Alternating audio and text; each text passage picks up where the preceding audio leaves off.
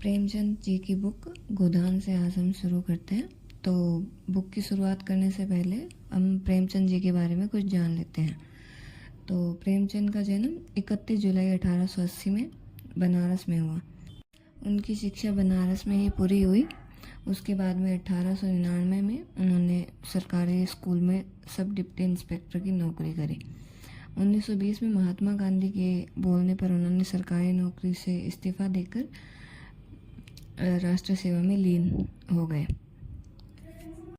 और लेखन की शुरुआत उन्होंने उर्दू से करी, पर उनका मूल भाषा हिंदी रही। उनका निधन 8 अक्टूबर 1936 में बीमारी के कारण बनारस में ही हुआ।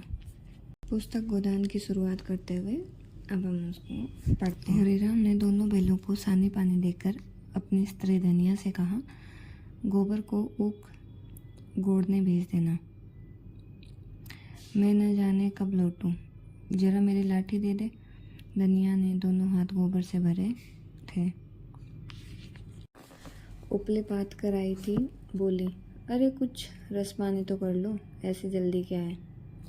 होरी ने अपनी जूरियों से भरे हुए माथे को छिकोड़ कर कहा, तुझे रस पानी की पड़ी है, मुझे यह चिंता है कि अबेरे हो गई तो मालिक से भेंट न होगी। पूजा करने लगेंगे तो घंटों बीत जाएगा।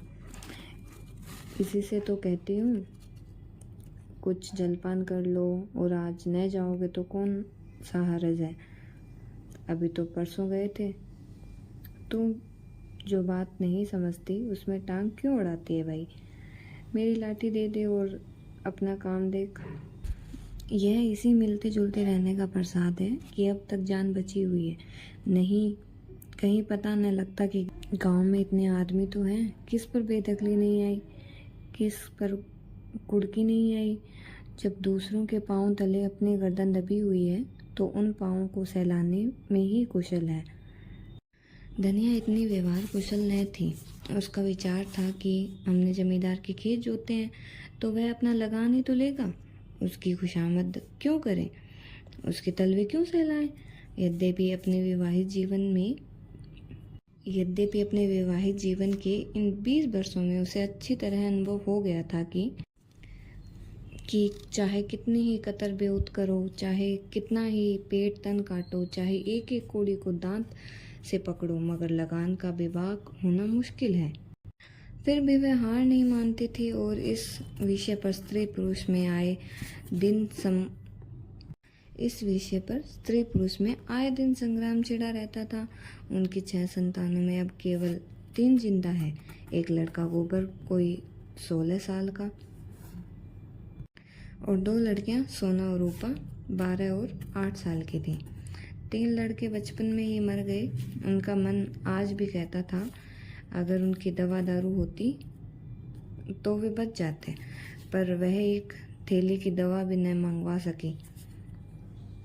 उसकी ही उम्र अभी क्या थी, 36वां ही साल तो था, पर सारे बाल पक गए थे,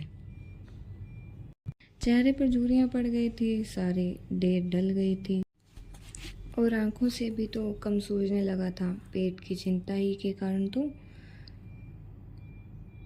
कभी तो जीवन का सुख न मिला। इस चिरस्थायी जीर्णावस्था ने उसके आत्मसम्मान को उदासीनता का रूप दे दिया था। जिस गृहस्थी में पेट की रोटियां भी न मिले उसके लिए इतनी खुशामद क्यों।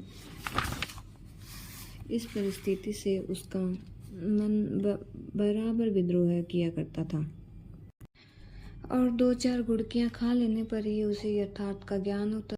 उसने परास्त होकर होरी की लाठी, मिर्ची, जूते, पगड़ी और तंबाकू का बटुआ लाकर सामने पटक दिया। होरी ने उसकी ओर आंखें तरेह कर कहा, क्या ससुराल जाना है जो 500 पोशाक लाई है। ससुराल में भी तो कोई जवान साली सलहज नहीं बैठी जिससे जाकर दिखाऊं। होरी के गहरे सांवले पिचके हुए चेहरे पर मुस्कुराहट की मृदुलता झलक पड़ी। धनिया ने लज्जाते हुए कहा, ऐसे ही बड़े सजीले जवान हो, साली सलहज तुम्हें देखकर रीझ जाएगी। होरी ने फटी हुई मिर्जई को बड़ी सावधानी से तह करके खाट पर रखते हुए कहा, तो क्या तू समझती मैं बूढ़ा हो गया, अभी तो 40 भी नहीं हुए, मर्द 60 पे पाठे होते हैं, जाकर शीशे में मुंह देखो, तुम जैसे मर्द साठे पे पाठे नहीं होते। दूध घी अंजन लगाने तक को तो मिलता नहीं, पाठे होंगे। तुम्हारी दशा देखकर तो मैं और भी सूखी जाती हूँ कि भगवान ये बुढ़ापा कैसे कटेगा, किसके द्वार पे भीख मांगेंगे। होरी की यह क्षणिक मधुरता यथार्थ की एक आंच में झुलस लकड़ी संभालता हुआ बोला, 60 तक पहुंचने की नौबत न आने पाएगी धनिया, इसके पहले ही चल देंगे। धनिया ने तिरस्कार किया, अच्छा रहने दो, अब ऐसु मुँह से निकालो। तुमसे कोई अच्छी बात भी कहे तो लगते हो कोसने। होरी कंधों पर लाठी रखकर घर से निकला तो धनिया द्वार पर खड़ी उसे देखती रही। उसके इस निराश भरे शब्दों ने धनिया के चोट खाए हुए हृदय में आंतम्य कंपन सा डाल दिया। वह जैसे अपने नारीत्व में संपूर्ण तप और व्रत से अपने पति को भय दान दे रही थी। उसके अंतःकरण से जैसे आशीर्वादों का व्यूह सा निकलकर होरी को अपने अंदर छिपाए लेता था। विपन्नता के सताए सागर में सुहागी वह तृण था जिसे पकड़े हुए वह सागर को पार कर रही थी। इस असंगत शब्दों के यथार्थ के निकट होने पर भी मानो झटका देकर उसके हाथ से वह तिनके का सारा छीन लेना चाहा, बल्कि यथार्थ के निकट होने के कारण ही उसमें इतनी वेदना शक्ति आ गई थी। काना कहने से काने को जो दुख होता है वह क्या दो आंखों वाले व्यक्ति को हो सकता है?